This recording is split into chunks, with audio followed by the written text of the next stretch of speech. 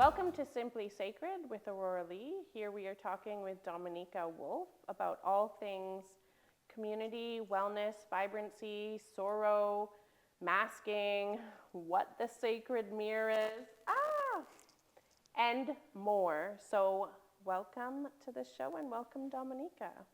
I'm just so happy to be here with you. Me too. Thank you for having me. Yeah.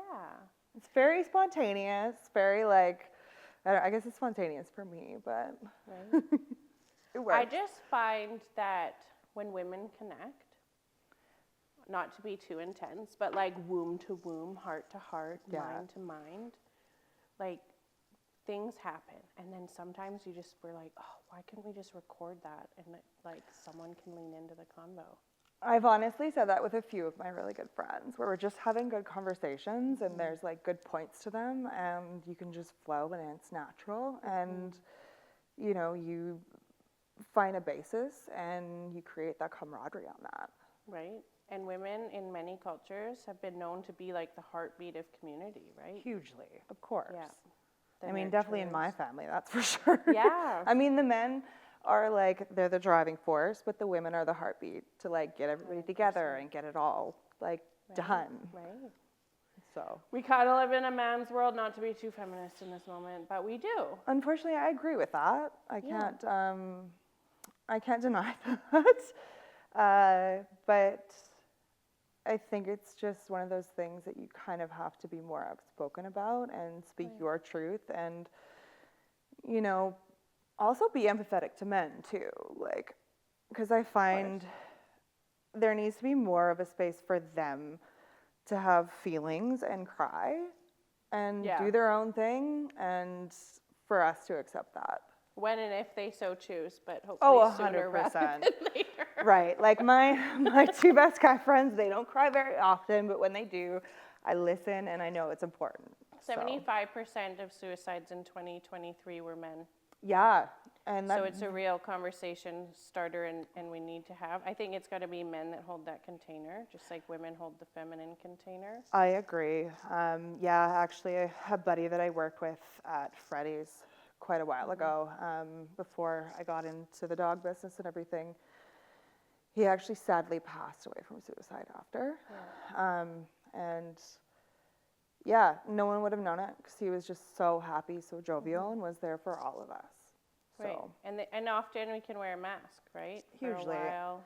And I think that's females and male too. We just need to kind of step into a more assertive role as females and be more dominant in a respectful way that can be heard. And then for men, I think they need to get more so into their emotions and a softer side of things. And know that they're so that it's a honorable balance and loved while they do agreement. Aw. I love how we just dive right to the core. Oh, for sure. Just it's right always there. like We just dive to the core. Yeah, that's kind of how I am. It is what it is. Rip off the Band-Aid, let's go.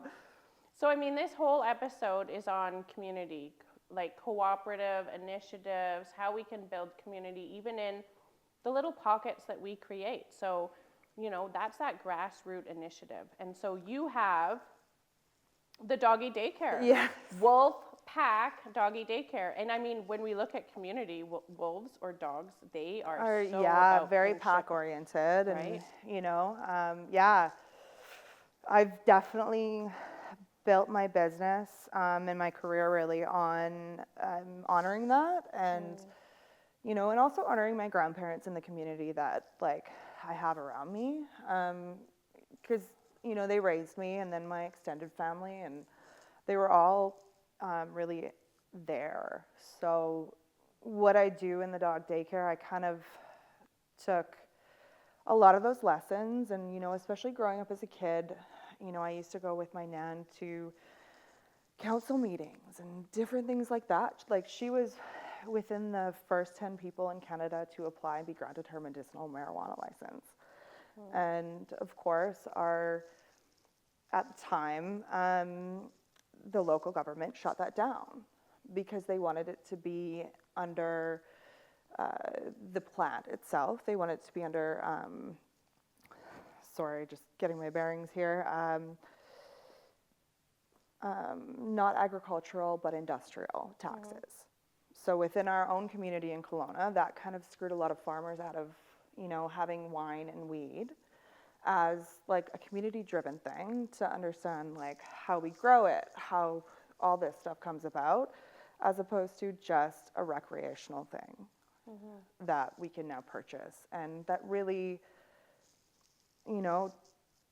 has lost, the intention of what it was for, which was medicinal. So community initiatives is connected to that because it takes away from the grassroots initiative? Is that Yeah, what you're like it saying? takes away from people. Like my nana, had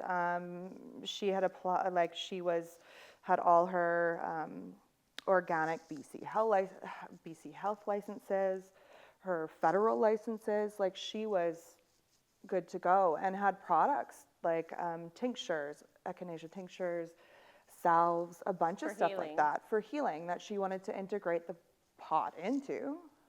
And because within our own community, they chose to have it industrial, we had a bunch of people who came in who just wanted to make a bunch of money, had big pockets, and the farmers were left out of it. Yeah, and we can see that in so many cases, right? When something goes mainstream, those who've been doing something from their hearts for so long are the ones who pay the price.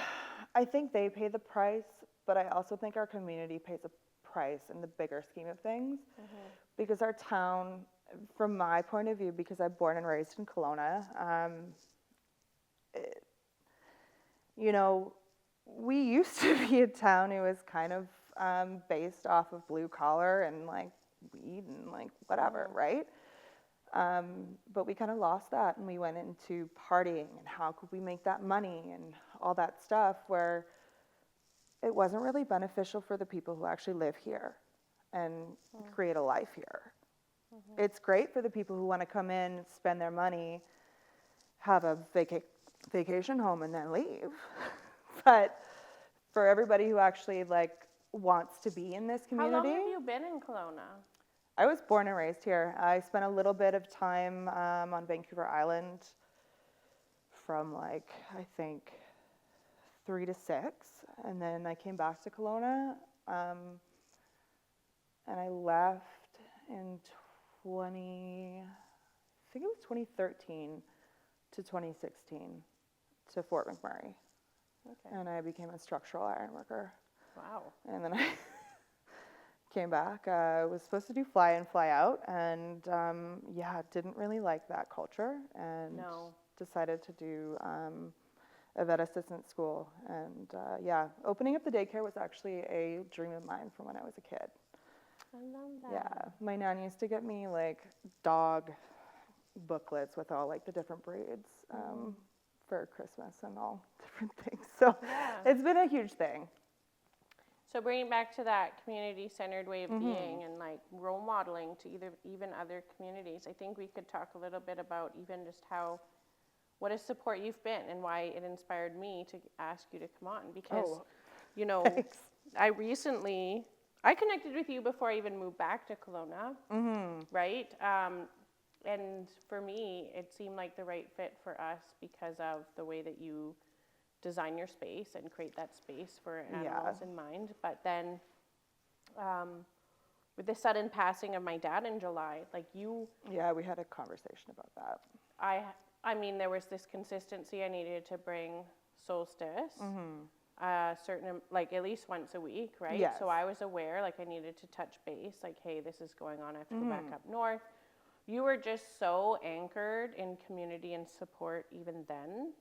And then fast forward to just recently, and I had a medical emergency, and then you were just like, no, it's about community. Like, this is what we can do, this is what we can do, this kind of thing. And so that for me it helped me to anchor stronger into being back here as home, right? Because if not, then there's always just this space and periphery of, okay, work, okay, get my kid to school, okay, this, everyone's roles is either administrative, like adjacent to what we're doing together, like this is just our work transaction, Yeah. that the community piece can end up being lost. Well, you forget it. I think you forget it through your daily interactions because it's just, especially in our own community and society, it's just a go, go, go thing. And there's never any time to stop and chat. Like, I remember, gosh, a while back getting like a little bit, someone was behind me in the grocery store and they're like, hurry up. And I'm like, she's still bagging my items. Like, we're having a conversation. You know, like, it's those types of things that I think people really need to forget, that like, you need to stop, wait your turn, see what's around you, take in the community that you have, and be thankful for it. Be thankful for the minute that you are in the grocery store to interact with someone around you. And just kindness. You know what I mean? Like, stop being so focused on yourself. And we're all guilty of it, like myself for sure. But I think definitely within my business, I think I've made it a point that like, I'm not gonna run a business that isn't based on community or based on mutual respect and safety for the dogs. So I want to hear a little bit more about you. So you have these embedded values that have emerged. And these embedded values, I think we talked about it too a little bit on the phone. Yes. Right? These embedded values of, oh, community matters. And you really learned that in a tangible way. And you thought, like, just having these values can make a difference for human to human interactions. Yeah. Like the last 5 years or so have been pretty rough, not only for myself, but for my family. We've lost quite a few integral people. My mom, Tamar, my cousin Samuel, and my great-grandfather, Amy. So with those losses, you know, I kind of pivoted to protect myself a bit more, but then like during around that time, I also had 2 clients actually who had lost people very important to them. And, you know, one of the clients asked, because there were so many people coming to her home, if I could take her dog, and it was an easy question for me because one, it was one of my favorite clients. She now doesn't live here. She moved out east, but she, you know, she needed that, and I also needed to be able to have conversations around passings and, you know, people important to us and what they meant. So, you know, through both those people, and the other one, her sister was a nurse in our community, and you know, we have a lot of good conversations even to this day, just based around those people, the values, and how, you know, that impacted us to kind of move through life a different way. Yeah.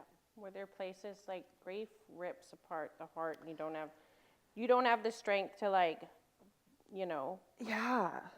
And so when you say protect yourself, is it because you were wide open and you're like, can I be wide open in these spaces? And what spaces did you feel you could just be raw and real, and what ones could you not? Well, I think like I very much like just created a space around me that I was comfortable in. So like I knew a lot of my clients really well by that point, because it always was a business that was like community driven, and like your dogs had to come on a weekly basis for safety values and things like that. But then it became so much more than what I expected, and like it was something, it became a safe haven to me, the business itself, and being able to create more and want to create more for my community and do more on the farm to benefit the community that I'd created, but also the wider community in future, hopefully. Right.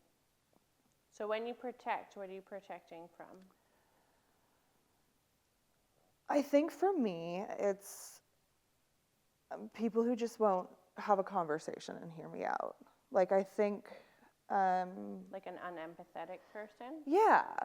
They might be mean or cruel about it. Not even that. Like, I'm down to have a conversation with someone who's mean and cruel. I'll entertain it, but I just won't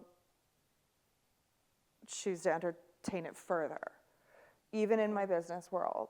Like, it's just not worth it if our values don't mesh, if you don't abide by the rules that I've laid out through, like, the dog rules, but also if you just, as a person, when I explain the rules or whatever, you just don't want to listen to them, or you don't think they should apply to you. then I definitely stick up for that, for my business. And I think I'm learning through my business, because I'm so set on those boundaries within the business to keep the business safe and the dog safe, that kind of kept you me safe. safe. Yeah. Yeah, like it definitely was more so for the dogs for a lot of things. But I mean,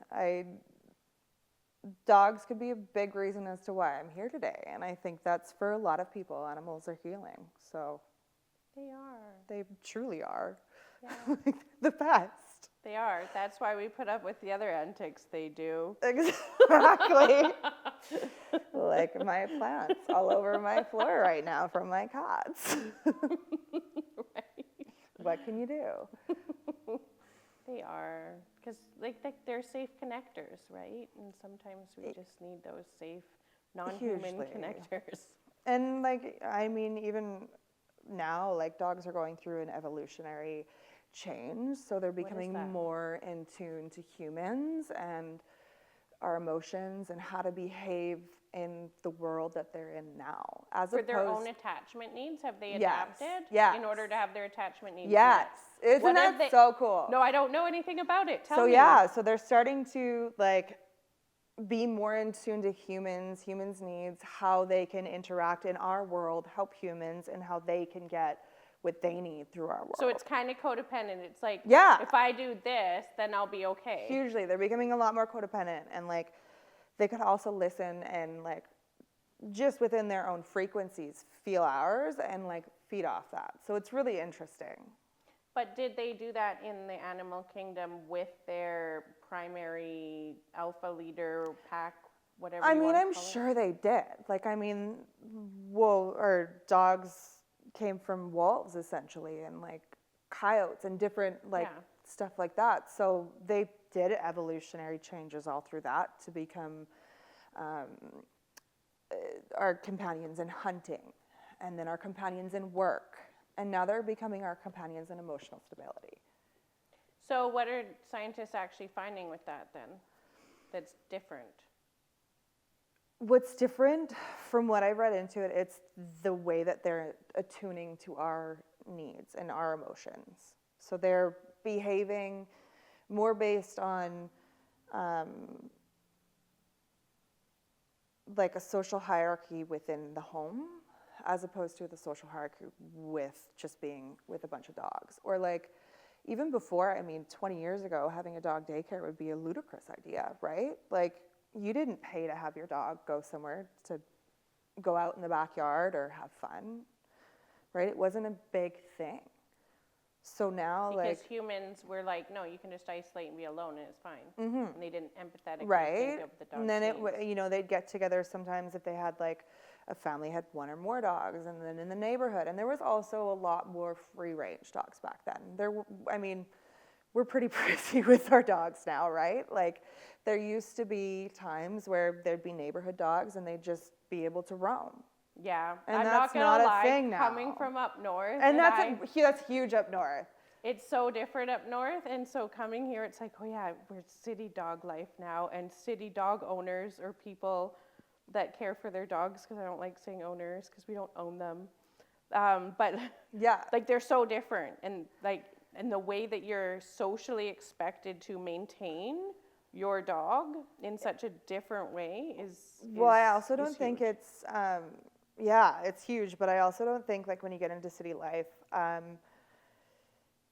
it makes sense. Like, I won't take my dogs to dog parks unless it's a beach, because I think every dog should be able to go to a beach.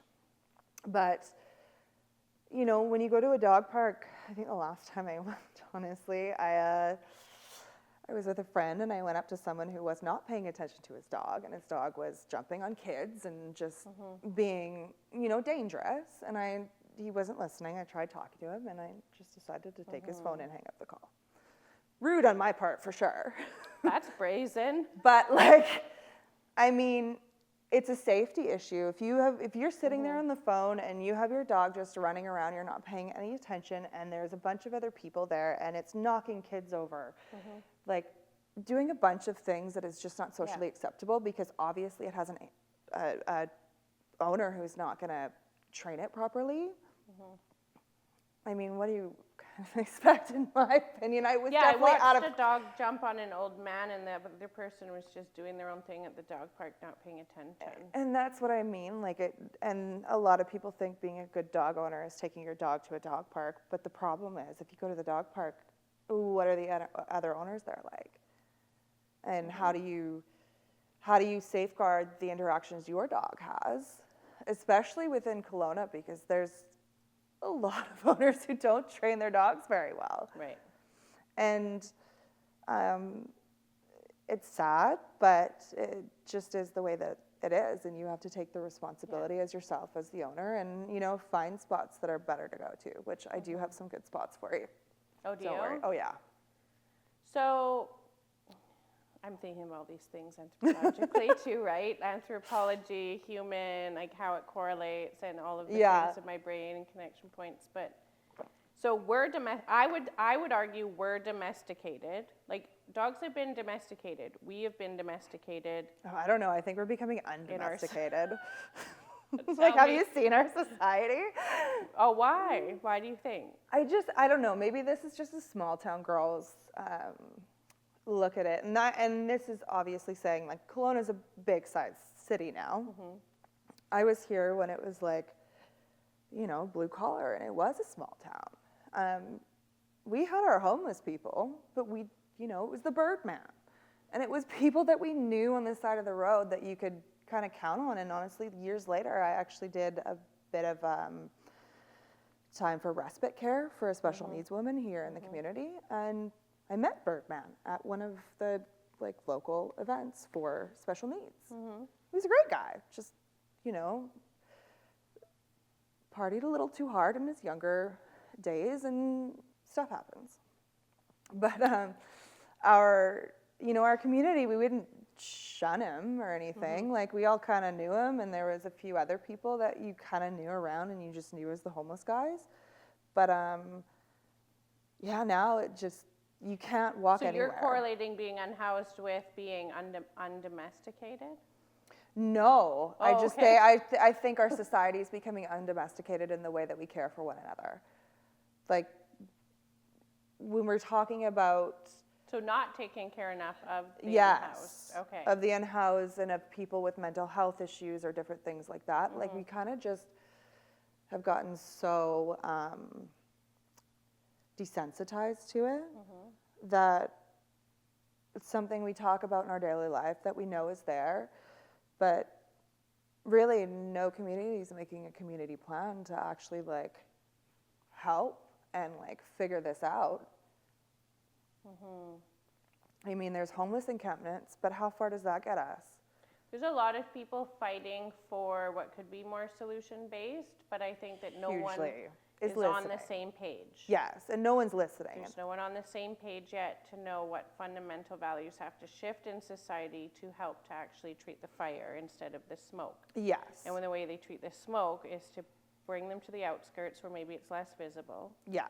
Right? Or it might be their own uncomfortable feelings inside.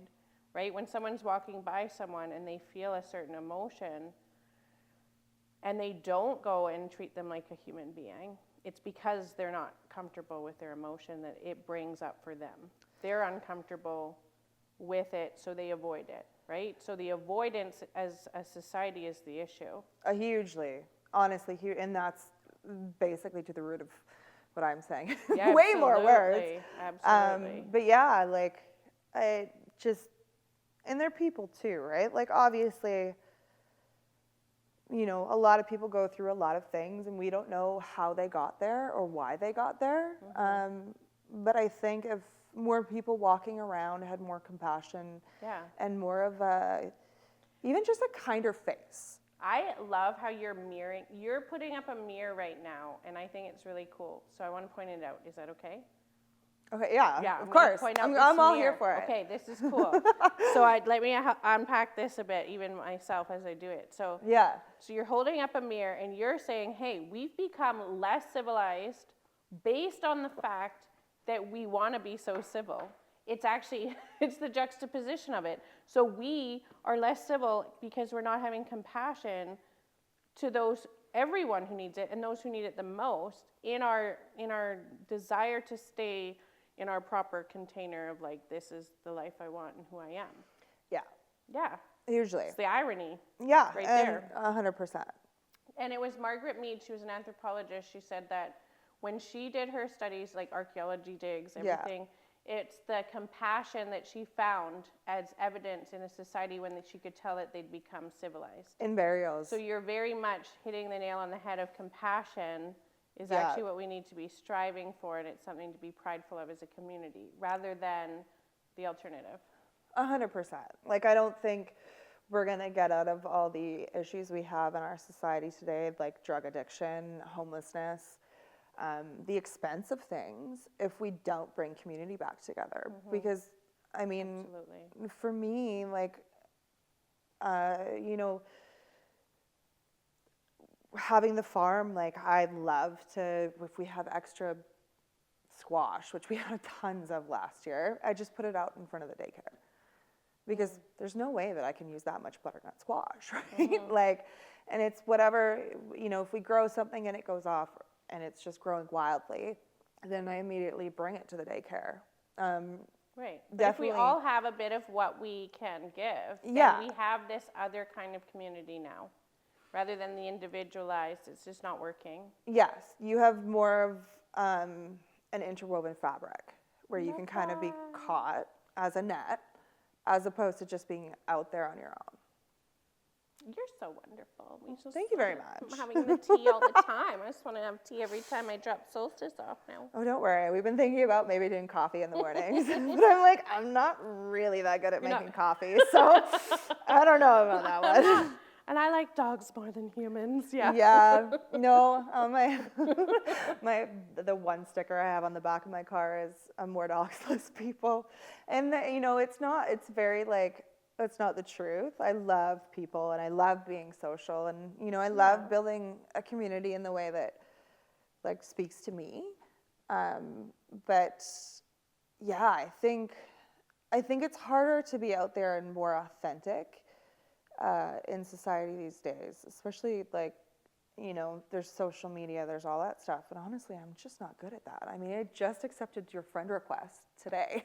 Oh, wow. That was a long time ago. Because I'm just not like, I'm just awful with it. Unless it's like something to do with like schedule with the business or like immediate stuff. I'd rather look up facts. That's healthy blinders though. Yeah, I'd rather look up facts. It's kind of fun.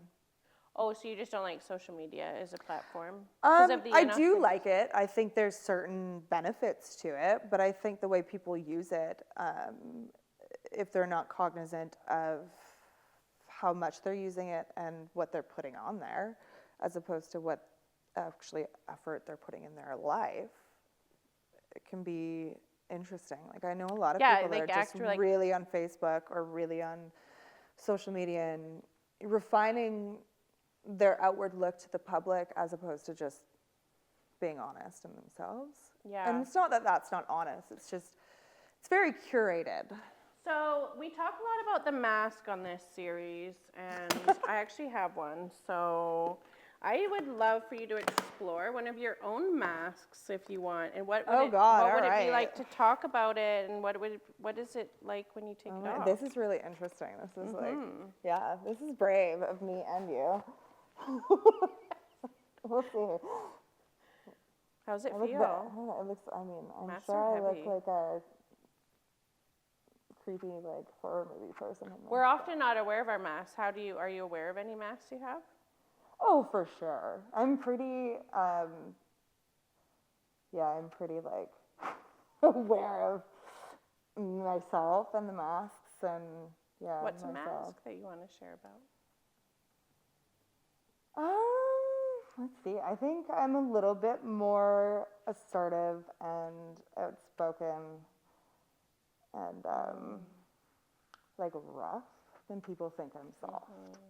Like, I'm quite a softie, and it definitely gets mixed in between the assertiveness and the constant conversation of like, I mean, how we got to having a conversation about our parents or whatever, things like that, right? Like, I'm very good at having those conversations, but like recognizing that, like, you know, the loss of my mom or the loss of my cousin Sam and great grandpa and grandma, and how that has actually affected me.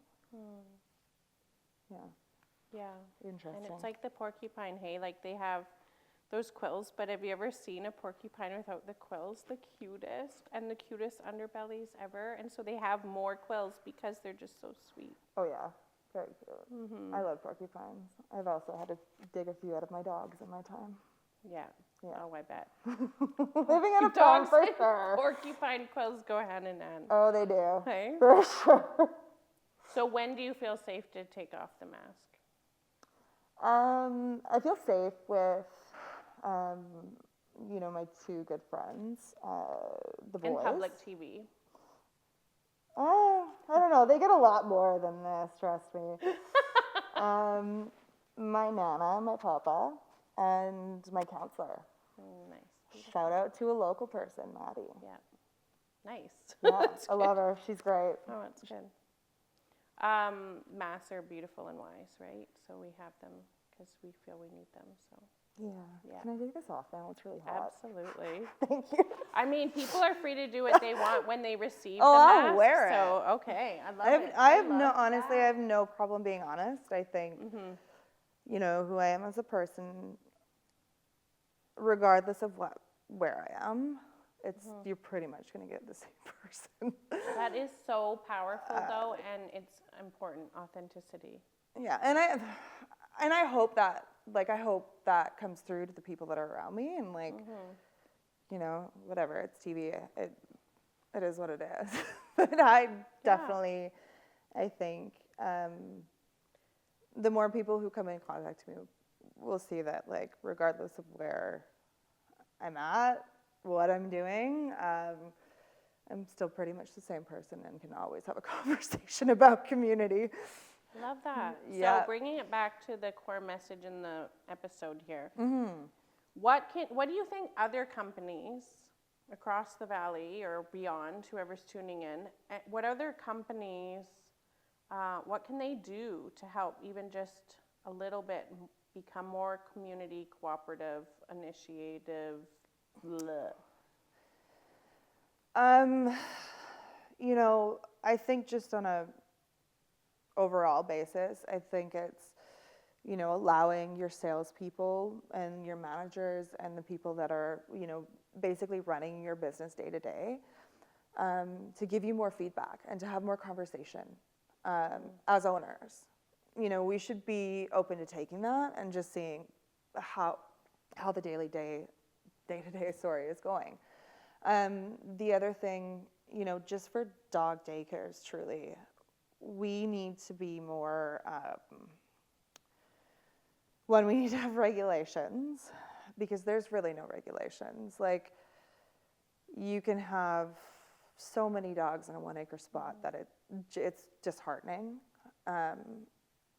So we need to have more rules around, you know, being a space that isn't just to make money, because it is an industry that you can just get into because there's no legalities around it besides getting your bylaw license, really. And to actually be there as an owner, because there's not a lot of owners that are in this industry that are there the day-to-day, and the ones that are, it's small kind of operations, and they like let you know that. They're not big companies that are gonna advertise massively, because they just don't have the energy, and it's not safe. Because, you know, if you advertise a bunch, then you get a bunch of dogs, and how are you supposed to regulate those personalities coming into the pack that you currently have and make sure that everybody's safe and comfortable? You're all about safety. Well, I mean, huge. For me, it's an anxiety thing. Like, you know,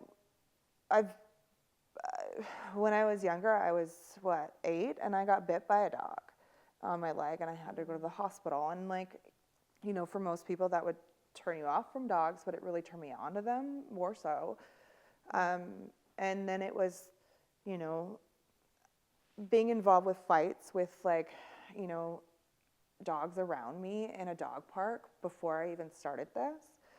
that it just made me uncomfortable. And I've had a couple minimal fights in the dog daycare. And it just shakes you up. It doesn't make you feel good because you have to have a conversation with the owners. You have to make sure that the dogs are safe, that they're okay.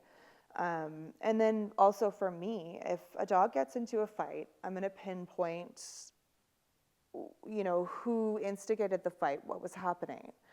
And if it wasn't just like they're playing in the field, one went down too hard, one went up because they're running, and it was an actual pointed attack, that dog's getting kicked out. And then I have to have a conversation with the owner and explain it and do it in a way that, one, is helpful for that dog to get the training that it needs, and for the family to understand the gravity of that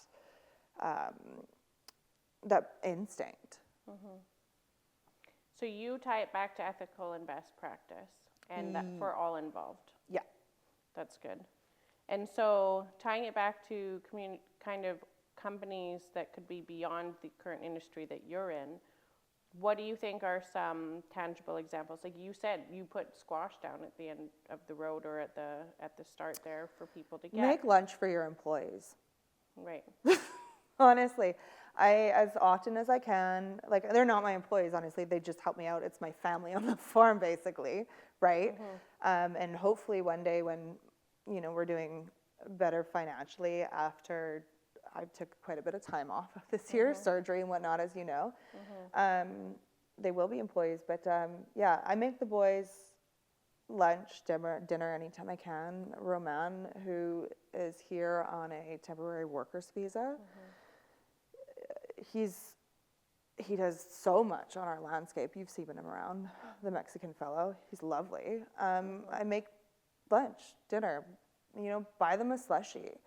Like, it's just going out of your way to be like, I'm still running my errands, I'm still doing what I can, but how can I show that I care? How can I do something? And it's a small thing, not every day, whatever, but so building a community within your community of folk. Yeah. And then you have an interesting vantage point, because people from all walks of life come every day, right? And go, and they have their own story, and they're living out their story, and then they're going off, and they're like, thanks for watching my baby, my family, right? And it's so really cool. they all have unique stories with probably all kinds of contexts. They're like, gotta get the kid to daycare now, or whatever, right? Which is, do you feel that sometimes, like that busyness that people echo through? For sure, but I think, it's become such a community that, like, if someone has time in the morning and they want to chat, we'll chat. If not, things are busy, it's busy. If I'm busy with the amount of people and dogs that are coming, then that's not the time to chat. But if we have the moment and we can connect, great, let's have a chat. Yeah. It's just about taking the time when you can. What kind of core values do you think we as people could be inspired by through, like, dogs, wolves, their values? Loyalty. I mean, obviously. But their compassion as well, and their drive. I think we need a little bit more tenacity and drive as humans to, like, get over our own embarrassment, which dogs don't give. Right? Like, they just do what they do, and they make friends with who they do. They don't, and then get over making mistakes, it, right? Like, oh man, I got in the garbage, I was bad boy or girl. Right, and they know, like, trust me, they know. They super know. They know. And they just get over it, though, and then they're back to love again. Yeah. But, like, humans don't really want to be wrong or bad. No, and I think we also, like, for a dog, when you see a dog get in a little scuffle, you'll see them after and they shake off. That's a way that they let their nervous system calm down. And if you see a lot of animals, out there just in the wild, whenever they get into a chase or a moment of like high octane, after that moment, they take the time to really shake it out within their bodies. And we just, as humans, we don't do that. We don't take a moment to be like, whoa, that was a lot. Like, shake it off physically. Absolutely. And then also emotionally, because we are very emotional beings, right? Yes. Well, yeah, and you hit another nail on the head there, because like the stagnation of emotional expression and being able to somatically discharge from the body, we as humans do not as animals do, and it has caused a lot of sickness within the population. Absolutely. Hugely. Because if you even grief, for instance, right? Like if that's bottled up and then now it's sitting in your gut and you don't move it out, then you're now getting unwell and it's metastasizing in other physical ailments. But animals, they go into shock or they have a traumatic incident, they literally discharge from their nervous system. Yeah. But we don't, because there's that prim and polishedness again, Yeah. right? If we keep it all together and everything, then I can't just like shake it out. I can't be safe to do that, because then I'm what? Undomesticated? Not Is that the fear? prim and proper. I don't Right. know. I don't really care about the fear anymore. Like I kind of just, You shake it out. yeah, if I have love a, you know, if I have love a it. moment at work and I'm like, oh, that was wild, like, oh my God, you know, I'll be like, oh, Shake it out. yeah. Nice. Like I'm very like, Yeah, just yeah. whatever about it. Right. You know, I also grew up from the time of 12 on a property where, you know, there was 11 acres for me. And back in the day, like there was nobody up on Dilworth. There was barely cars that would drive past at the front of the farm, right? So, you know, we used to go out there as kids and go shoot golf balls and like just be kids and be kids on a farm and allow us that time to like just build that camaraderie and have fun. You know, physically running up and down the fields or whatever it was, chasing turkeys, for instance. We've done that a few times. And yeah, even all that stuff. Like you do that on a farm, like you're going to grab turkeys so you can get them in at night or whatever. Because turkeys are not smart. They fly over the fence and trying to get them on the other side is impossible. So, I can picture it. right? It's just those things as a kid that I don't think a lot of people experience or have that time with their other, like with their childhood friends to like, you know, do. Freedom and expression. Yeah. And just go for it. Yeah. So, looking at a snapshot of if you could wave a magic wand, what would you do? Like when you say, I could just talk about community all the time, I talk about community with my friends. Like if you could wave a magic wand, what would it be and why? I would hope that within Kelowna, our mental health system gets better, that there's more emphasis on, you know, getting people into counseling and getting people into recovery, as opposed to just getting people in a home for a bit and like a roof over their heads or a tent over their heads. You know, I know there's a lot of people out there doing a lot for a lot of people, but I'd like our community to be more Do you believe mindful. in tertiary care, like where people have to? I think for certain situations, yeah. I mean, I've spent, you know, this year, like as I said, it was rough.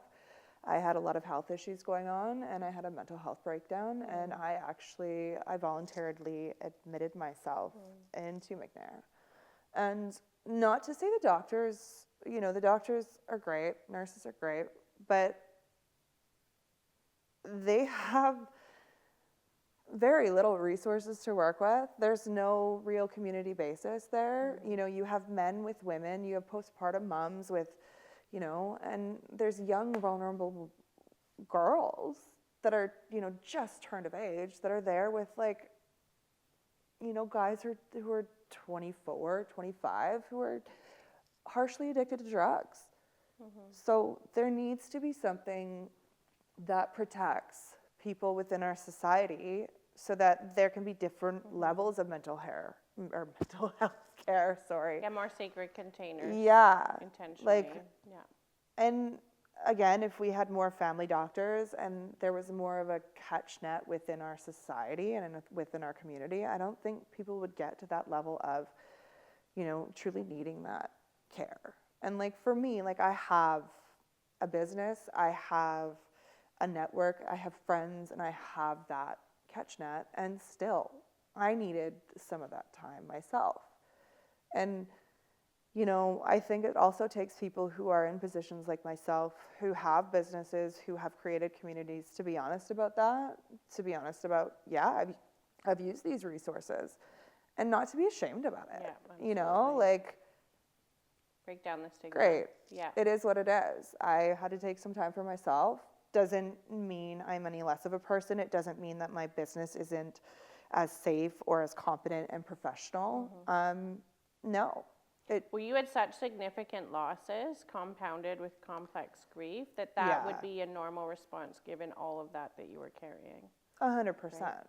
Yeah. Right? But even for the person who, you know, doesn't have a business, doesn't have the network, like they need to be able to feel comfort to go into those situations and to get the support that they need, and there's just not the resources. There isn't. No. And it's across the board, right? Yeah.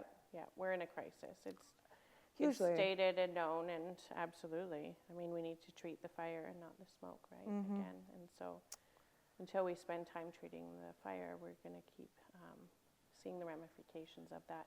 Yeah. But I want to bring back to your magic wand, because this magic wand is so powerful, right? And it's so remarkable. So actually picture, so instead of what we know we don't want, what we know what currently is, what we know there's so many beautiful people also working in that space and helping and connecting, and there are people transforming as well. We know that that's all true too.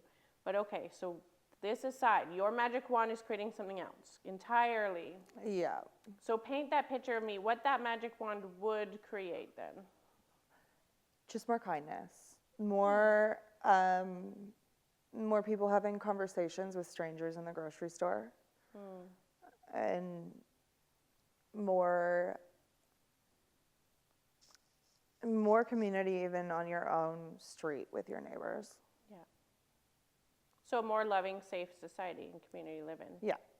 Absolutely. Without question. That's exactly why this show exists. I love it. Promote that. I love it just so love that much. you're like the best. Yeah, you're so perfect. Come on here. I love it. It's so great. Yeah, it just kind of worked.